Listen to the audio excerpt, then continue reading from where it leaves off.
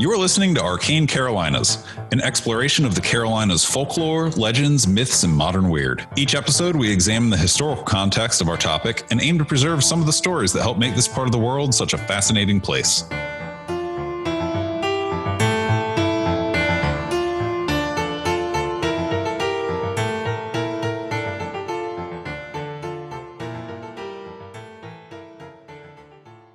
About to be ridiculous.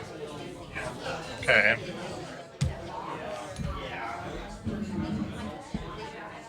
Ready? I think we're good. Ladies and gentlemen, welcome to Arcana in Durham, North Carolina for the 5th annual Arcane Carolinas Spooky Season Celebration.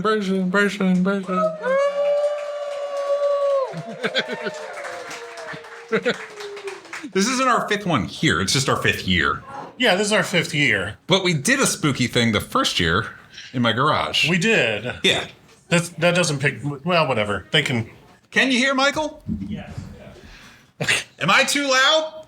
No. Okay. That's the first time in my life anyone has ever told me that. Thank you. I'm going to tuck that away and cherish it forever.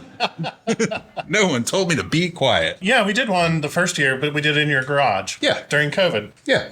My wife wore the Sasquatch suit. Yeah. That was a fun one. We played video games. We didn't really have a plan with that one. It was basically me playing video games and Michael going, oh, yeah, that one sucks. I do love video games. I just love my video games. Yep. So I'm your co-host, Charlie Mushaw. I am your other co-host, multi-award-winning novelist and single award-winning podcaster, Michael G. Williams. Second place counts. Second place does count. We have multiple awards. They're just not all gold. The people who get the silver do get to take it home. Yeah, exactly. And melt it down. Oh, that's grim. Well, hard times. Hard times. Do they turn it into bullets to shoot werewolves? On this show. All right. Cheers. So who's been here for this before? All right. I saw a lot of familiar faces, and then I saw some new faces, so I thought I'd ask. That's pretty awesome. There are, if you see these little paper bags floating around, don't take somebody else's, but but there are enough that everybody should be able to take one home. There's some goodies in there, including some stuff that's exclusive to this event. Yeah. Yeah. A lot of really fun swag. I am a giant collector dork and like just unabashed. So what we've been doing for the last, I'd say, year is doing event-specific colorways of our little figurines. So you get a blue lizard man of Skateboard Swamp at this event. And some stickers that I convinced Michael to let me put our faces on a sticker if it was only limited to like 65, and we put them here. So it's like only for really cool people. So there's some stickers in there that you can only get here tonight as well. Yeah. Is there anybody here who has never heard Arcane Carolinas before? Do you need it explained? Okay. You're a liar, sir. Oh, I just I know recognized you. his voice. Like, I'm wearing my computer glasses, so I was like, okay, there's somebody here. and I'm like, who's never heard it before. I'm like, is this a bit? Did you set this up? This isn't funny. We know him. He knows. Everyone has seen us talking. This isn't going to true. fly. I'm sorry. So anyway, the way we're going to do it tonight is the way we do it every year as a grab bag. What's going to be different this year is in the middle. I'm going to ask Michael some questions, and Michael's going to ask me the same questions. And we will, I don't know if we'll use the video or audio from it, but we are working on a 5-year retrospective that'll be on YouTube by the end of the calendar year. So that's sort of a preview of what that's going to be like, essentially like interview stuff, but it'll be fun. And during that time, we'll do a special little surprise giveaway thing. Yes, you have that. Yes, I do. All right, I talked about the free stuff. Oh my God, the giant Bigfoot cookie. Yes. Please come over here and indulge in this baked good that is bigger than my face. It is a very large cookie. It's got Bigfoot and a Bigfoot print and our logo. And this has been in the works since Retcon back in, was that February? That was February. That was February. So this cookie has legacy. And was made by this amazing person. Thank you. Please destroy that cookie in a loving and appropriate manner. There's plates, there's forks, there's a heart-shaped KitchenAid spatula that I asked, do you care about this if this gets lost tonight? My wife said, no. And I said, I don't even know where this came from, but it's going. So all the tools here are for your use. If you go home with a strange spatula tonight, make it one you met here. Practice safe baking. Wear an oven mitt. All right, we got to stop. This show is PG, Michael. We've gone too far. This is a live show. We can say anything we want, and I will bleep it later. Do you guys want to hear a story? Yes. Okay. This one is a Charlie story, but it's not the usual, this is fake, which we hit a run of like a year where it was like every single one that was a Charlie story was like, and that's why this is crap. And now I really want a Charlie says this is fake sticker or shirt. But I don't mind doing those, but it does get a little tired to always be like, this is crap, this is crap, this is crap. Yeah. So this one, I went with a journey through history, cartography, shifting landscapes, cryptobotany, and possibly aliens. Ooh. Okay. It is a grab bag of stuff just that all smushes together perfectly. It sounds like this is an episode that could have an index. Yeah, it's a little all over the place, but so am I. So I love it. Here we are. He puts up with it pretty well. Okay, so, and it all centers on your favorite place and the favorite place of people to correct me in my pronunciation, Robeson County. We have been told it is Robeson County. And I refuse.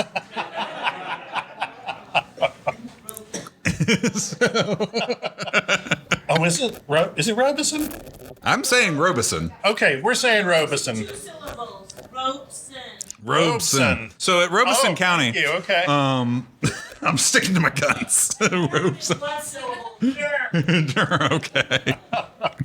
So it's there, which we Yes. have talked about so much crap from this part of the state. There's so much cool stuff there. It's amazing. I'm not going through the history again. No. I'm not going to do it. Yeah. So I am going to jump right to the contemporary date of 1671. Okay. Very modern. The Enlightenment dawns. So there's a guy named John Ogilby. He's in England, or he's English. Okay. He creates a map. That was not limiting at that time. Yeah. He created a map titled A New Description of Carolina by Order of the Lords Proprietors. Okay. So basically, the Lords Proprietors said, John Ogilby, make us a map of all this land that we're saying is ours. Yeah. And he did. I actually have read a good bit about this guy. Okay. Go ahead. So it was a very nice old-timey map. It was complete with janky scale that makes no sense. Wild inaccuracies based on speculation. GPS in 1671 was really bad. And sea monsters. Really? It's got sea monsters on it. No It's way. like the perfect old-timey map. Oh, I love it. Okay. And it makes it look like the distance between Virginia and Florida is like 30 miles. Okay. But it somehow makes the Carolinas like huge in between. Like This was also the time when there were people who believed that the Albemarle Sound was the Pacific Ocean. correct. This was not an enlightened period. No. So fast forward 5 years to 1676, when a guy by the name that does not sound real, but I swear this is his name, John Speed. John Speed. Yeah. I love those movies. It's about the guy on a bus, right? Right, yeah, John Speed. So he had made a book called The Theater of the Empire of Great Britain. Okay. It was a big book of look at all the we're taking. Oh, yeah. It was just all right. It's like an encyclopedia of like all the colonies. Okay. And as we know, the sun never sets on the British Empire. Right. They were in a habit of claiming more property, Yes. more lands. So he began making many new editions of this book. Okay. And in 1676, he made an addendum titled A Prospect of the Most Famous Parts of the World. Wow. I read a bit of it. It's great. The opening paragraph, this is something that we don't do in books enough now, just praises the reader as being absolutely brilliant and wonderful. And it's like, to the beloved, dearly reading person that owns this book, you are fantastic and a beautiful person. It's like all this stuff. It's like, this is just assholes that knew how to read telling each other they were better than everybody else. As a novelist, I will say we are happy to butter somebody up if it'll sell a book. But like that's the whole opening preface of this book, because it's on the Internet Archive. Like you can go read it. It's actually pretty cool. So he wrote this book and then created this addendum. And within this addendum was a map depicting the entirety of the southeastern United States, from Cape Charles, Virginia, south to St. Augustine, Florida, and again made it look like a trip from here to South Point Mall. Right. Like it was like meow. But what's in between those two spots? The Carolinas, which were once again represented as gigantic. And on that map, we find some very interesting features that sets up an interesting dive into more dusty old books. Okay. Yeah, you would love this. Oh, I would. And modern folklore. You can view all of this online, either through the state archives or the UNC library website. And to start, this map is oriented with north to the right of the page instead of the top, which is a real choice. Yeah, wow. It is real dumb because it is not laid out well. And I was like, why is it like that? Do you want to know why? Yes. Because he copied John Ogilvy's homework. If you look at the Ogilvy map and then you look at the Speed map, they're basically the same map. The difference is Speed annotated the path of a German explorer named John Lederer throughout North Carolina and notated the different Native American villages that he visited, as well as the natural resources he observed. Okay. So it's just got a little bit more detail. Yeah. But otherwise, it is like he laid it over and traced it and was like, I made a map. it's So he asked ChatGPT for a map of North Carolina. yes. Yeah, but the free version, not premium. So he got what he got. The attributions to the explorer are parts of them are found in the original map, but they're not attributed, and it's not as extensive. Mm-hmm. One of the things that did not change was the retention of the Arenosa Desert. The Arenosa Desert. It is an absolutely massive tract of land. Okay. It's huge. The desert. The desert. In North Carolina. In North Carolina. Right. There's no desert like that in North Carolina. No. So it's honestly, scale sucks. We've already established that scale sucks, but this thing is huge. And if you use the Cape Fear River as sort of a reference point and then try to figure out where would the desert be today if I turned the map the actual correct way, and then figured this out. And it definitely covers Robeson. Is that right? Let's say yes. They leave. Robeson County.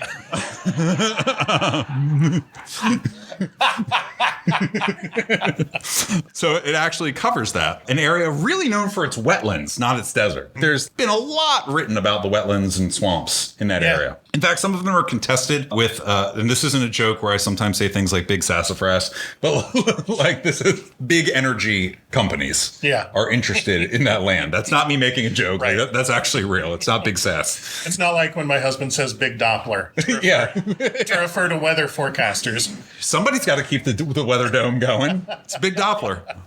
So I was unaware of anything resembling what comes to mind from the word desert. So I kept looking at maps. And in 1872, a guy named Samuel Pierce published a map of North Carolina. And right there in Robeson County remains an area called, and I quote, Big Desert. Big Desert. Big Desert. It's weird, right? And then it shows up again on an 1884 map of the county, and then again on a 1908 soil survey labeled simply as The Desert. The Desert. The Desert.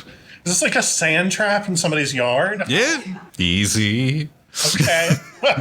Even wilder is that current U.S. geological surveys still retain landmarks in that county, in that area, in the same spot. But there's more than one. There's a Great Desert, a Blue Desert, plus the Desert, all in the same area.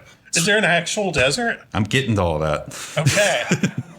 Journey with me, Michael. Okay. We're now in current times. Okay. All right. So what's awesome is that you can just pull up satellite imagery, right? So the U.S. Geological Survey gives you, coordinates. Pop that into Google Maps and be like, well, what am I looking at? Well, if you pull it up, the giant oval-shaped big desert from the earlier maps is still there. It's still a perfect oval. And you can see where drainage was cut into it. You know how you can see, like, if you're out driving in a rural area and you can see, like, the large drainage, probably getting the term wrong, trough, that people will ditch. Yeah, drainage ditch that they'll put across a field, right? Yeah. And then it'll, like, tee into another one. Yeah. This giant oval is, like, split right down the middle with probably a dozen ditches across it. Okay. Right?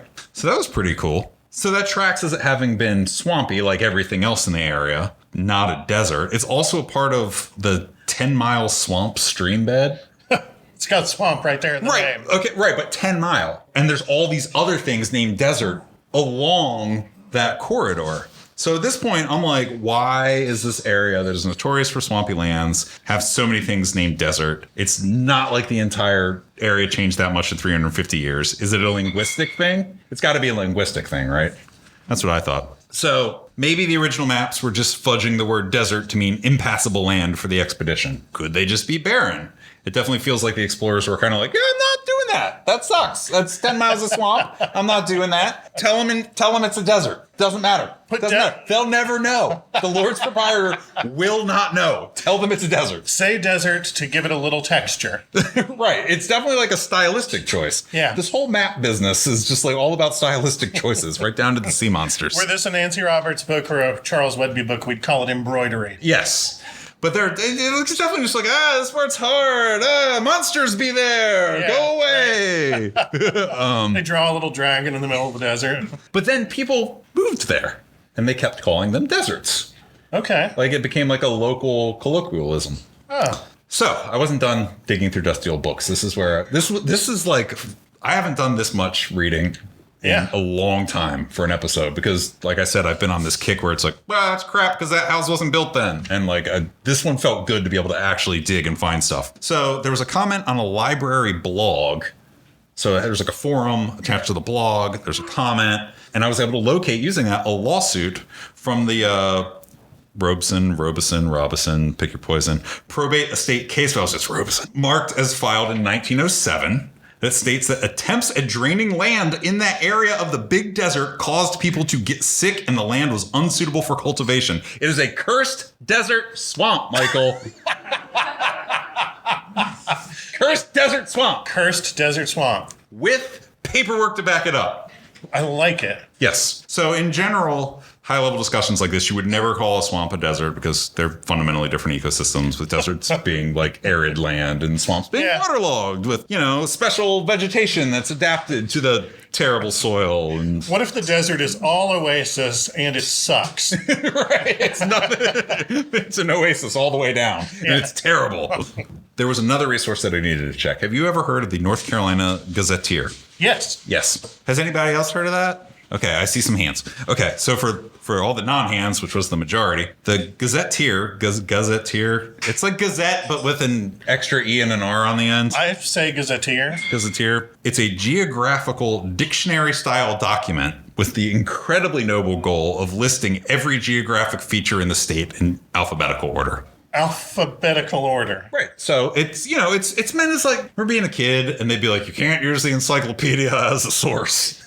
Did you ever experience that in school? Yeah. It's that, right? It's that kind of resource where like you flip to the letter of the thing you want to read about and like there's like 3-4 sentences about it. Okay. So it's not like you're not going to get a lot out of it, but it would know if this was really a thing. Okay. And not just like some local passing like swamp. A guy named William S. Powell contributed this to it. This is a quote. The desert is a pocosin in Robeson County between Big Raft Swamp and Big Marsh Swamp.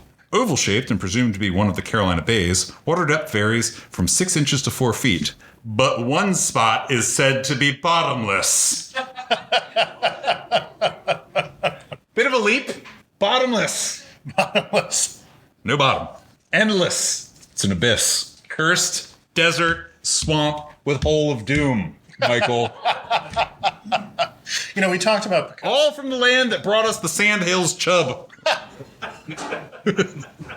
That's called a throwback. Callback. We talked about precosins in Hezekiah Jones and the Devil. Yeah, it's a type of wetland. It's unique to the southeastern U.S. It's characterized by like deep, acidic, sandy peat soils and like really dense shrub vegetation. But that's pretty much it. Like, it sucks. It comes from the Algonquin word meaning swamp on a hill. Swamp on a hill. Swamp on a hill. That's efficient. Ain't that a thing? Never seen that before? Swamp on a hill. But a bottomless hole in a Carolina bay. Yeah. So he brought in Carolina bays, which brings me to the next step. Okay. Of my journey. You were really like down the rabbit hole. I got real weird with it. So Carolina bays, oval-shaped lakes, swamps, precosins, savannas, and peat beds in southeastern North Carolina, eastern South Carolina, and northeast Georgia. We've talked about these as well. There are many explanations online proposed as to the origin of Carolina bays, some of which are more accepted by geologists than other. But the one that I like the most, because I'm not a geologist, is that they were caused by a shower of meteorites. Oh, yeah, that's a thing about Jefferson County. It's one of the theories. Most people will say, like, no, it's wind patterns and sand forming its meteorites. So we'll pause here and we'll come back. Let's go back to the whole there be monsters here attitude, right? So we know, like, the map in the 1600s, they just spangled that with sea monsters. They're like, we don't know what's there, sea serpent. Put it on there.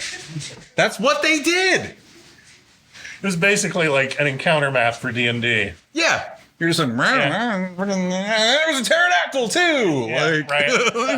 Who knows? Let's talk a little bit about some cryptobotanical ideas from the not so distant past that could potentially tie into this. Okay. Have you figured out where I'm going with this yet? No. Okay. Has anybody figured out where I'm going with this yet? Jurassic Park. Oh, that'd be really cool. No. All right. Hold on while he rewrites his notes. Yeah, hold on. And then Dr. Grant said, so, in 1887, a guy named James William Buell, commonly credited as J.W. Buell, wrote a book called Sea and Land, an illustrated history of the wonderful and curious things of nature existing before and since the deluge. Take that in for a minute. Try to fit that on the spine of a book. Before and since the deluge, so it's invoking the Great Flood. Yeah. Right? And it's all of these fantastic things that have existed throughout time.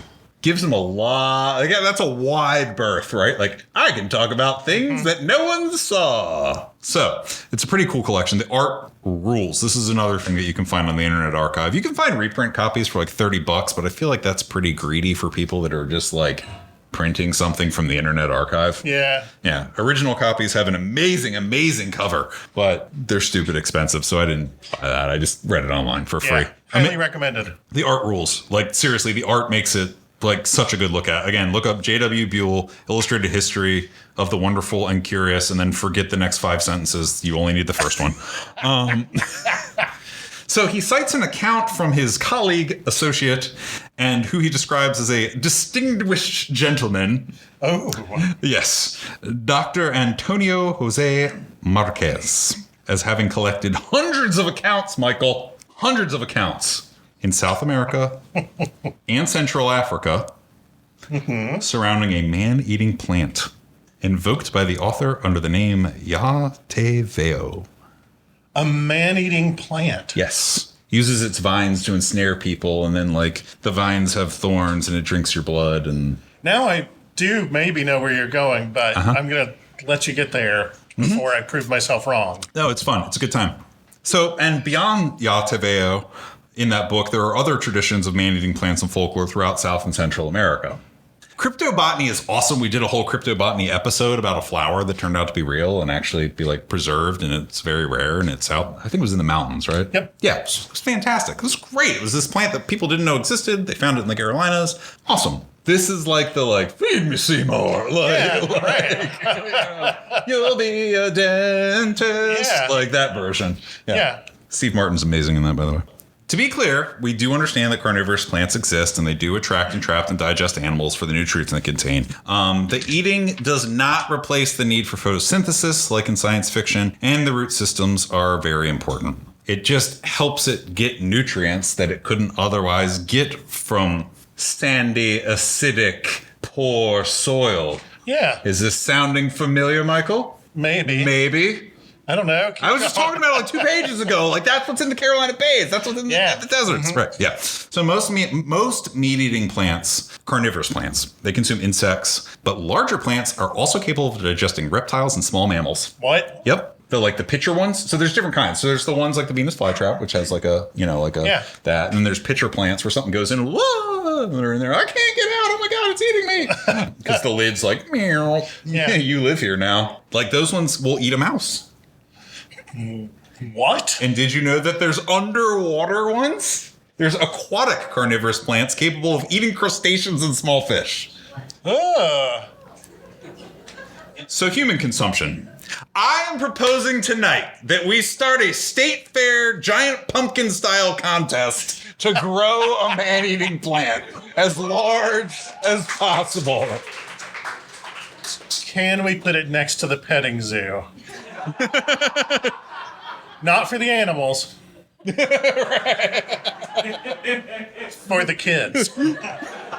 That gives a whole new meaning to it. It's for the children. Yes. That's very Addams Family. It's for the children. All right. So what does this have to do with Carolina Bays being called deserts in ye olden times? Well, there's currently about 750 unique species of carnivorous plants known to science, like that we've cataloged. Really? Yeah, they're everywhere, dude. Like, Honest to God, if you'd asked, I would have said Venus flytrap, we're done.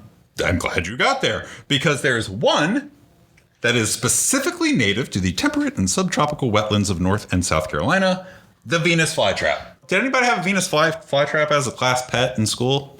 I did. Okay, you have one at home. Okay. So in second grade, we had one, and we would give it little bits of hamburger.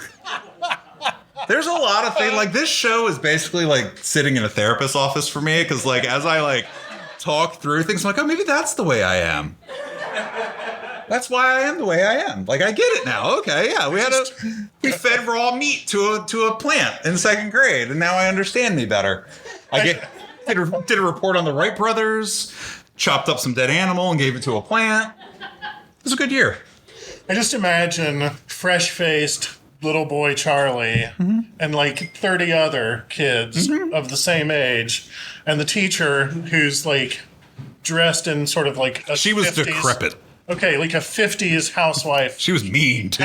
Halfway between a suit and a dress. And she's just like, gather round, children. Let's feed morsels of cow to the plants. Also, you're going to hell, Charlie. Is it that? It's that one. Oh, my God. This really sheds light on her as a teacher. It was a very weird experience. Wow. All right, I hope you all take Blue Cross and Blue Shield, because I'm going to need to bill you for that. You need to bill me for this, because we are... She could have been such a cool teacher. Working through some weird in real time.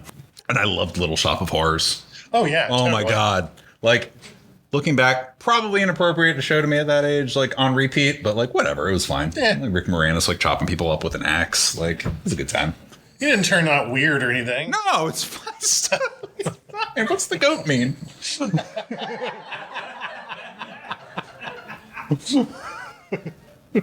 All right. Anyway, here's something that you might not know. When I say that it is native to North and South Carolina, like, that's true. Like, this is like, it's been cultivated, and you can get Venus flytraps through the mail now, right? But in nature, that plant only exists in this area, in this specific, unique pocket environment, the Carolina Bay, Michael. Okay. The meteorites, Michael. Oh, my God. It really is. The Venus flytrap is an alien, Michael.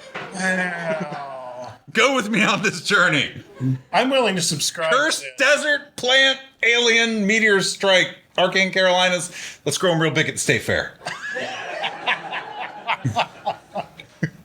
I'm in. Yeah. I choose to believe. This is just, okay, like, obviously I'm being but like, this is the intersection of like so many cool natural resources that you can weave weird stuff into, right? Yeah, like, totally. It's just, I don't know. I didn't know how to fit this into any normal episode. So I was like, this will be a live one. Yeah, people that come to Arcana will go on the ride with me. Like, it's weird. Like, it's fine. Like, we can speculate. An important demonstration of the difference between us is that your take was immediately, of course I'm being a and my take is, maybe you've got a point. I would love for that to be true. I would love for that to be true. I have no idea if it is or it isn't. Probably not, but where'd we all come from? What is consciousness? I don't know. That's why we do this show. Yeah. Thank you for coming on that ride with me. It was just this weird intersection of Carolina Bays are weird. Old maps are weird. There's definitely not a giant desert in Robeson County. I'm dead, really in my own head about how to pronounce that right now. In that place that we talk about a lot. We've said it all the possible ways now, so everybody can be happy. Yes. So the place where Lumberton is. Right. That's what we'll go with. Speaking of Lumberton, this is your friendly reminder that Michael went through a lot of work to get the Lumberton report, which is a UFO report, digitized, and you can get it for free at arcanecarolinas.com, right there on the main page. You should check that out. Thank you, Michael. And speaking of UFOs and UAPs, did you see that we shot one? Yes. That was crazy. Do you think that's legit? Yeah. You do? I do. I'm on the fence. What would be the advantage of it being fake? Selling books. Oh. If it's some sort of person that has a book to push that's going to come out and be like, it was me and I'll tell you all about it in my new book. Arcane Carolinas Volume 3 is available now on Amazon.com. Probably cut this from the episode, but it's not like there's anything that anybody would want to distract the rest of us from at the moment. Right. So, are you prepared to answer some questions? We'll do it all James Lipton style. I can Yes. sit over here and be Sure. Let me get some really bad beard dye Yeah. first. And all right. So, as I mentioned, we are going to be putting out a 5-year retrospective video on YouTube. I have some fun pictures. It'll have some fun videos, some interviews. That giant cookie that you need to get into is absolutely going to make it into there because I've never seen anything like that before in my life, and I'm very excited about it. But part of making videos, you need to capture video. We're not normally video people, so excuse me while I set up a camera. All right, so we don't actually need to look at that or anything. Okay, That's just good. for it's what they call B-roll. and you're all here for it. Yep. All right, so Michael, we've been doing this show for 5 years, 150 recorded episodes, 3 books, several dozen conventions. God, yeah.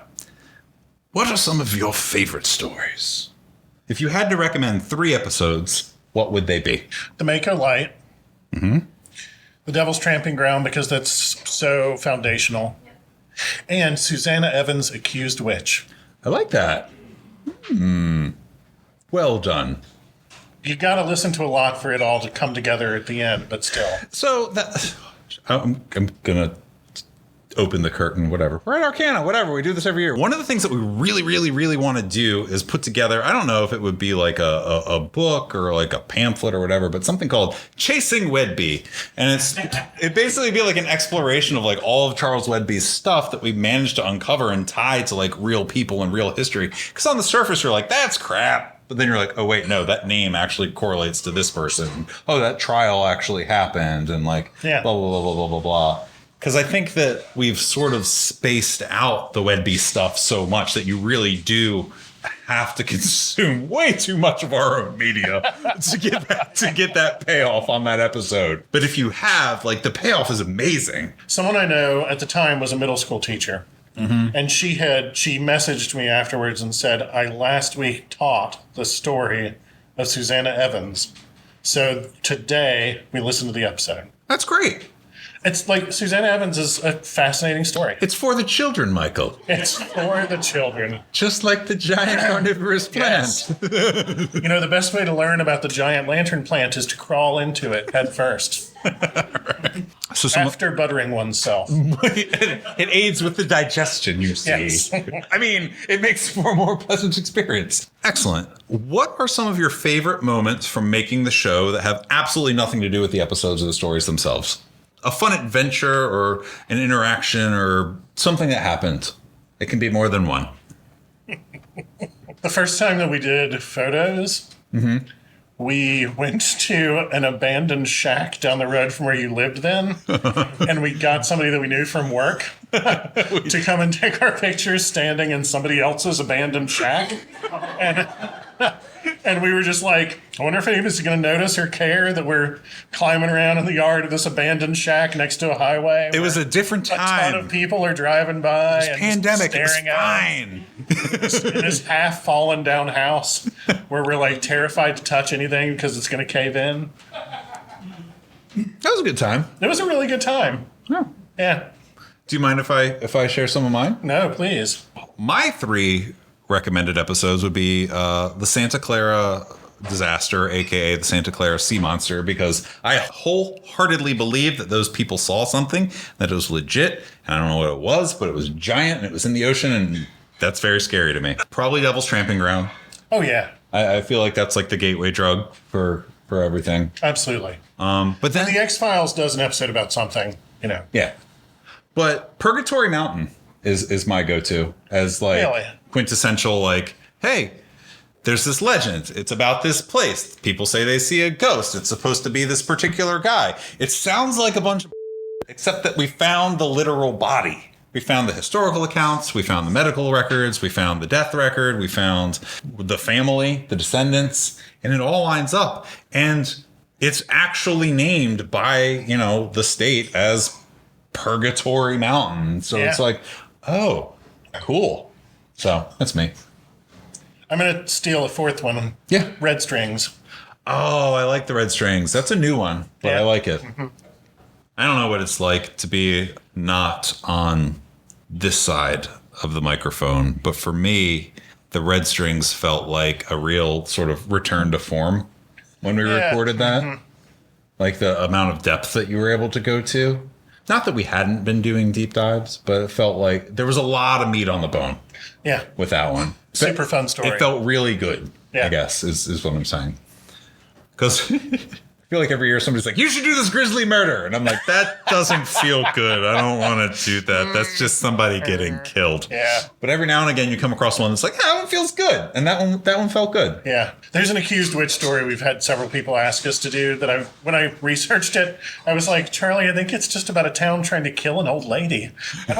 I don't know that we I should don't do wanna that. It's not fun. Keep it in the bucket, but put them at the bottom. Yeah.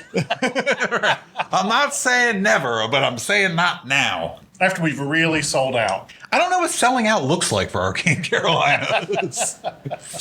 Some of my favorite moments from making the show and like weird adventures. I'll share 2 because one is with you and one is solo.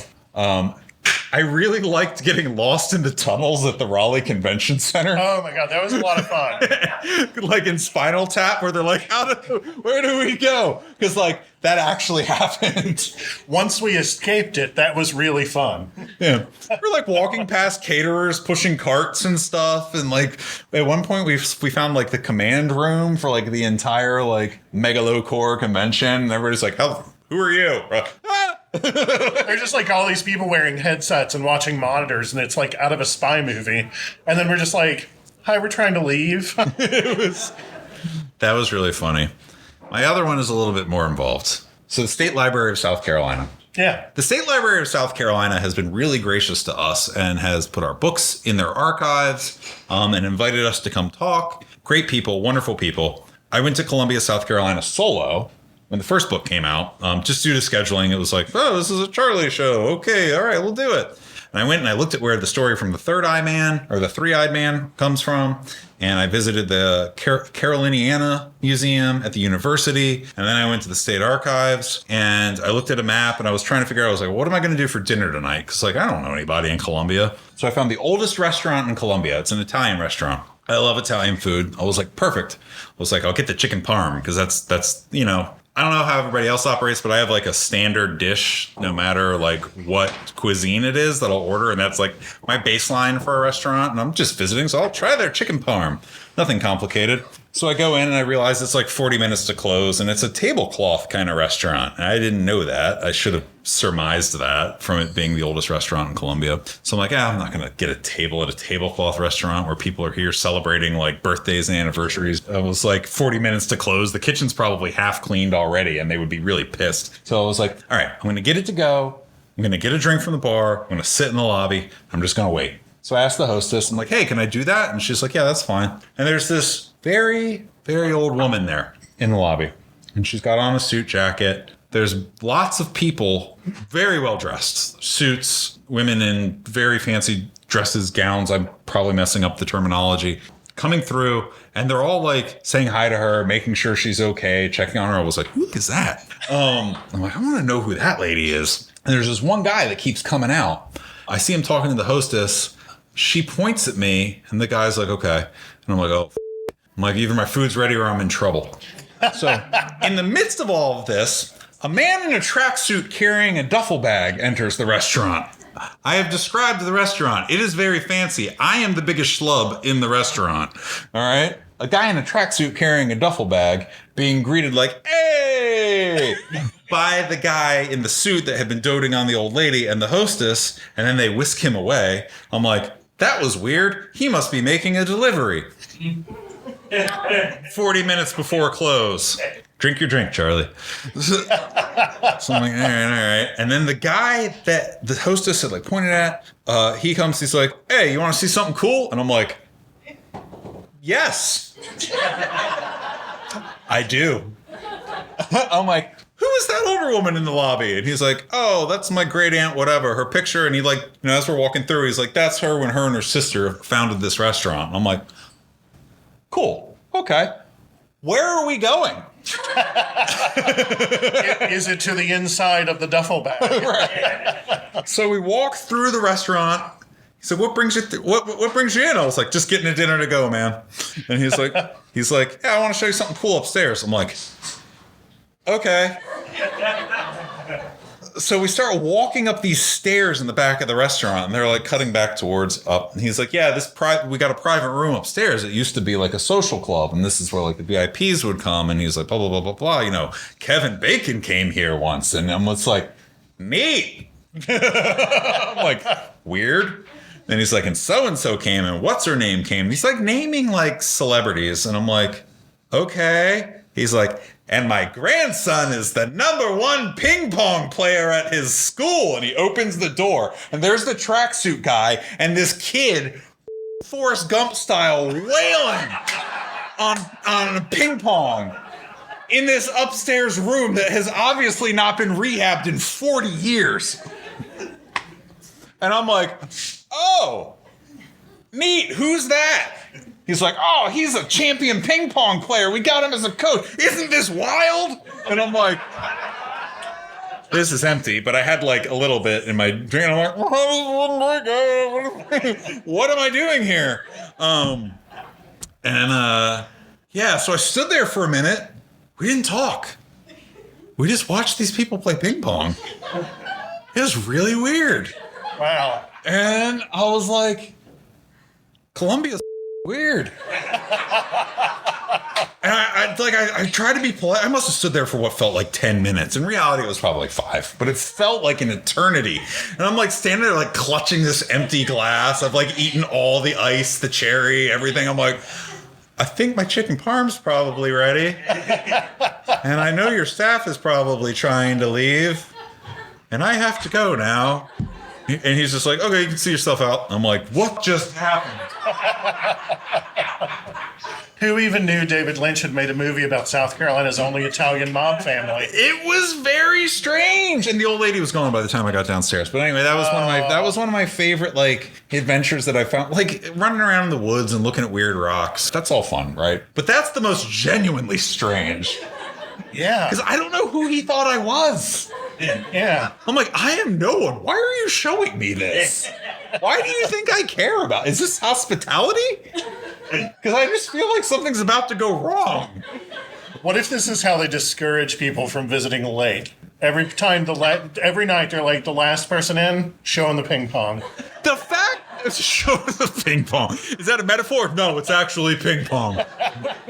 Call the ping pong guy. Call the ping pong guy. Get my grandson out of bed. Put him up there. We're smacking this tiny ball really hard in front of this guy. Just like, okay, cool. This is weird, man. That is weird. It was a really fun experience, and I wouldn't have had that without Arcane Carolinas, and we wouldn't have Arcane Carolinas without people that come out and support us doing this. So that's a really long-winded way of getting around to saying thank you for being here. We really appreciate you. We're not done, but that's the end of this part.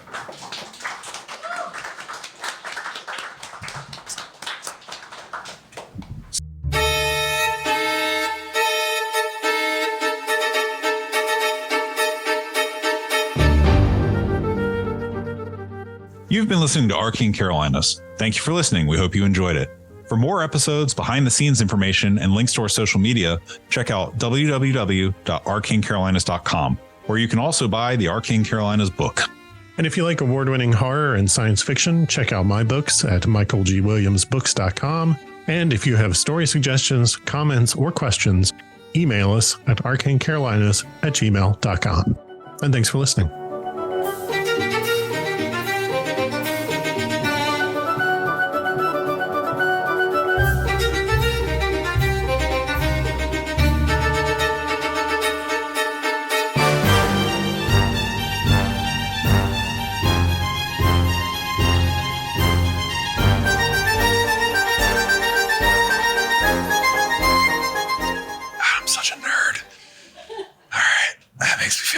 Okay. All right. So this guy wrote a book.